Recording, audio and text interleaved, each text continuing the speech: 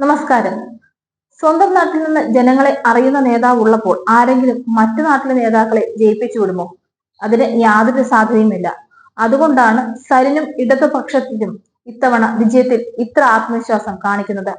പാലക്കാട് ഉപതെരഞ്ഞെടുപ്പ് നടക്കാനുണ്ടായ കാരണം എന്താണ് എന്നതിനെ പറ്റി ജനങ്ങൾക്ക് നല്ല ബോധ്യമുണ്ട്. ജനങ്ങൾ കൂട്ടത്തോടെ നേതാവിനെ അറിഞ്ഞു ചെയ്യുന്ന വോട്ടാണ് ഇത്തവണ.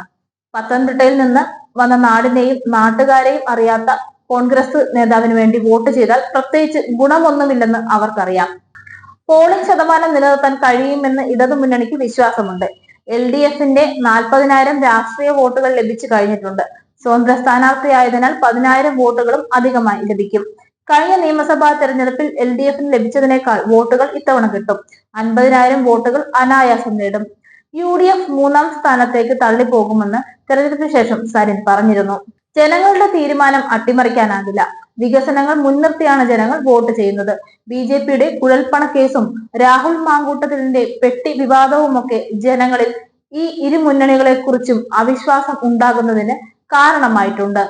കൂടാതെ പാർട്ടിക്കുള്ളിൽ തന്നെയുള്ള രാഹുലിനെ കുറിച്ചുള്ള അവമതിപ്പ് കോൺഗ്രസിന്റെ വോട്ട് വിഹിതം കുറയ്ക്കും.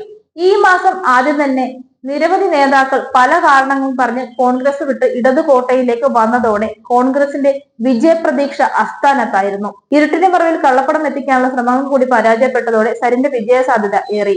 മദ്യം ഒഴുക്കിയിട്ടും ഇടതുകോട്ട തകർക്കാനുള്ള കോൺഗ്രസിന്റെ ശ്രമങ്ങൾ അതോടെ അമ്പെ പരാജയപ്പെടുകയായിരുന്നു.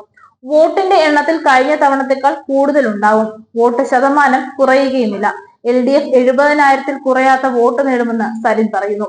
UDF ഇത്തവണ 3-ാം സ്ഥാനത്തേക്ക് തള്ളും. കണ്ണാടി പഞ്ചായത്തിലും പാർട്ടിക്ക് ഭൂരിപക്ഷം കിട്ടും. LDFന് വോട്ട് ചെയ്ത് പരസ്യമായി പ്രതികരിച്ചവരുടെ എണ്ണവും ഇത്തവണ കൂടുതലാണെന്നുള്ള വിലയിരുത്തലുകളും ഇടതിന്റെ വിശ്വാസത്തെ അരക്കിട്ടുറപ്പിക്കുന്നതാണ്.